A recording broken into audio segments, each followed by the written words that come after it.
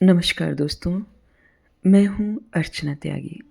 एक बार फिर से आपके साथ हिंदी लेखक परिवार के मंच पर और आज प्रस्तुत कर रही हूँ सुश्री गीता भट्टाचार्य जी द्वारा लिखित एक कहानी।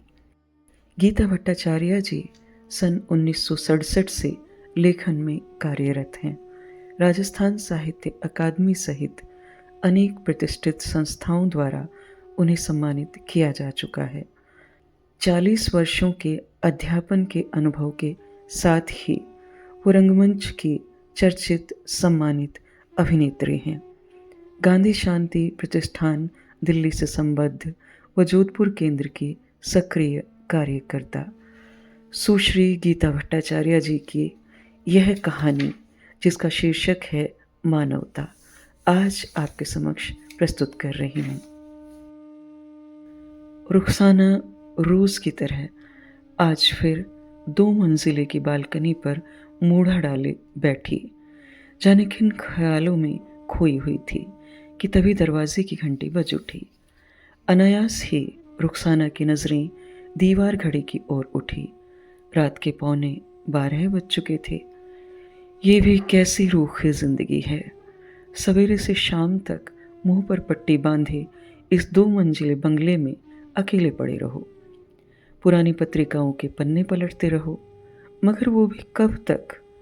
लैंप की रोशनी में ज़्यादा देर पढ़ना भी तो मुनासिब नहीं। शहर की विद्युत व्यवस्था न जाने कब सही होगी।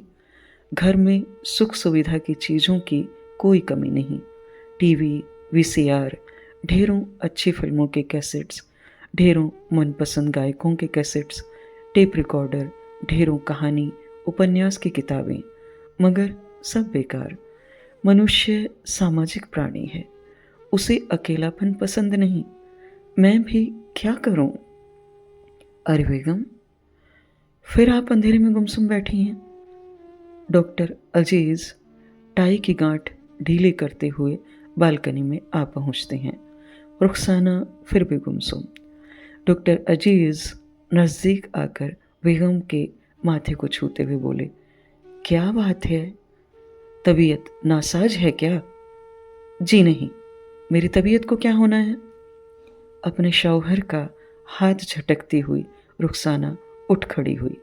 बेगम, आप तो खामख्वा नाराज हो रही हैं। माना कि इन दिनों आप बहुत बोर हो रही हैं, मगर मैं भी तो हालात के हाथों मजबूर हूँ।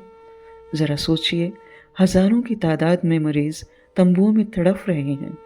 रोज़ 5-10 अधमरे मरीज आते हैं, जिन्हें जिंदा रखना मेरा फ़र्ज़ बन जाता है। फ़र्ज़, फ़र्ज़, फ़र्ज़, और मेरे लिए आपका कोई फ़र्ज़ नहीं।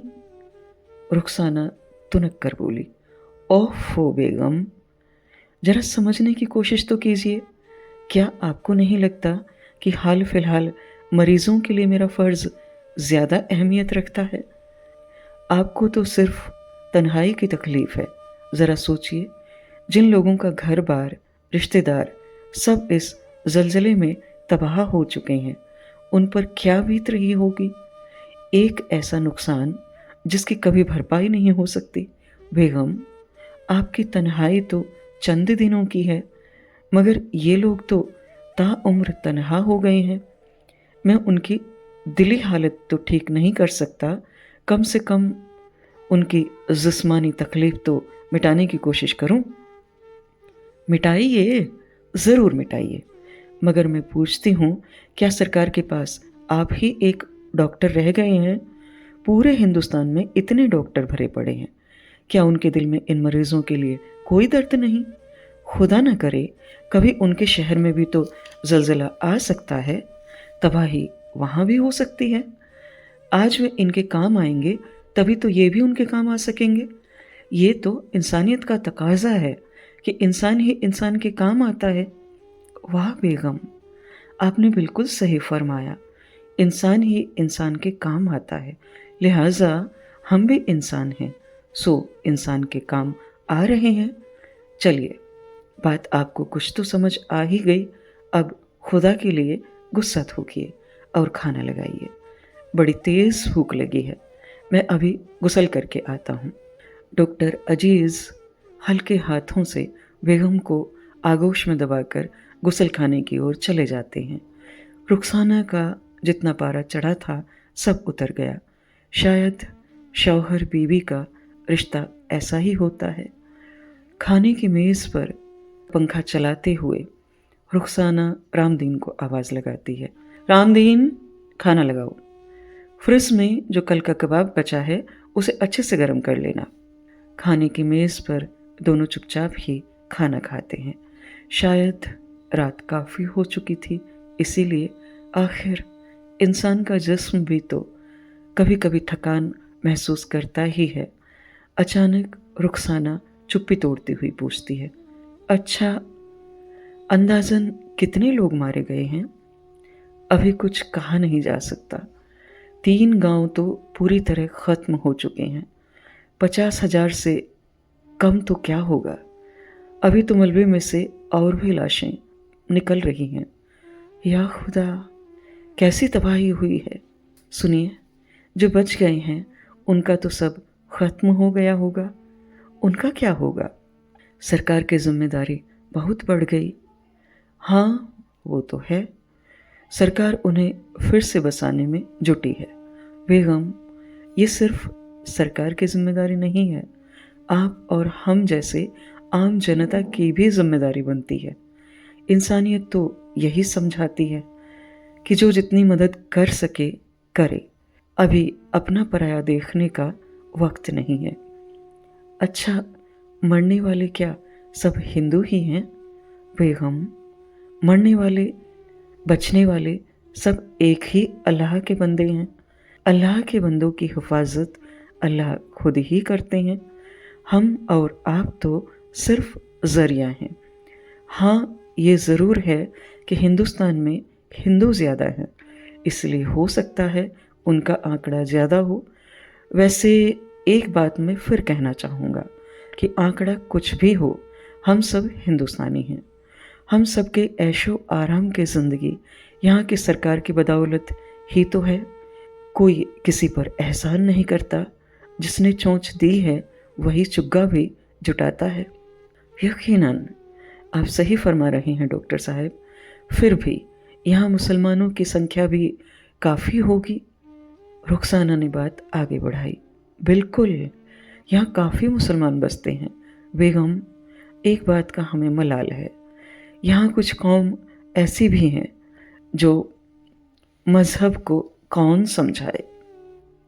सच, ये लोग ऐसा क्यों करते हैं? क्या कभी हमारे मुल्क में ऐसा वक्त आएगा जब हर इंसान सिर्फ हिंदुस्तानी कहलाएगा? वाह बेगम, वाह, कितनी दिल को सुकून देने वाली बात कही आपने। वाकई मुझे अपनी बीवी पर बहुत फ़क्र है। कितने बुलंद ख़यालात हैं आपके। काश हमारी औलाद होती तो उन्हें भी हम ऐसी ही तालीम देते। इतना कहकर डॉक्टर अजीज़ गुमसुम हो जाते हैं। अक्सर इसी तरह कभी डॉक्टर साहिब और कभी रुखसाना औलाद नहीं होने के गम में डूब जाया करते हैं। कुछ पल की चुप्पी के बाद रुखसाना बोली, डॉक्टर साहब, क्यों न हम एक बच्चा या बच्ची गोद ले लें? ये बात बहुत समय से मेरे दिल से निकलना चाह रही थी। आखिर आज निकल ही गई। आपको मेरी बात अच्छी नहीं लगी? रुखसाना की बात सुनकर डॉक्टर अजीज़ को जैसे कारू का खजाना मिल गया हो। उन्होंने रुखसाना को खींचकर आगोश में ले लिया और बोले, बेगम, बेगम, बेगम, ये आपने क्या कह दिया? मुझे तो आपने बिन अजी छोड़िए भी, रात काफ़ी हो चुकी है। सोना नहीं क्या? बाकी की बातें कल सवेरे करेंगे। रामदीन, दूध का गिलास ले आओ जल्दी। हम सोने जा रहे हैं। आज बड़ी सुकून की नींद आएगी। या अल्लाह, तू बहुत मेहरबान है। बस हमें एक औलाद जुटा दे और हमारी तन्हा ज़िंदगी में खुशियाँ ला दे। दूसरे दिन डॉक्टर अजीज़ अचानक दोपहर में ही घर आते हैं। रुखसाना आश्चर्य से पूछती है, अरे, आज आप इस समय? सब खैरियत तो है? खैरियत की बात बताने को बेताब हो रहा था, इसीलिए तो थोड़ी देर के लिए घर आया हूँ।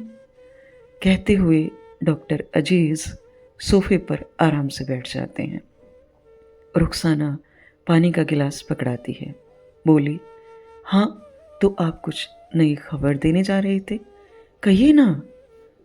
रुखसाना, कुछ दिनों पहले हमारे राहत शिविर में एक बच्चे को लाया गया है, जो जख्मी तो नहीं है, लेकिन 5 दिन तक पत्थरों के नीचे दबे रहने के कारण बेहोश हो गया था। लगातार ग्लूकोज चढ़ाने से अब वह ठीक है। सच? खुदा कितना मेहरबान है, जो न जाने किसका बच्चा है, पहाड़ जैसी जिंदगी अकेले काटेगा भी कैसे।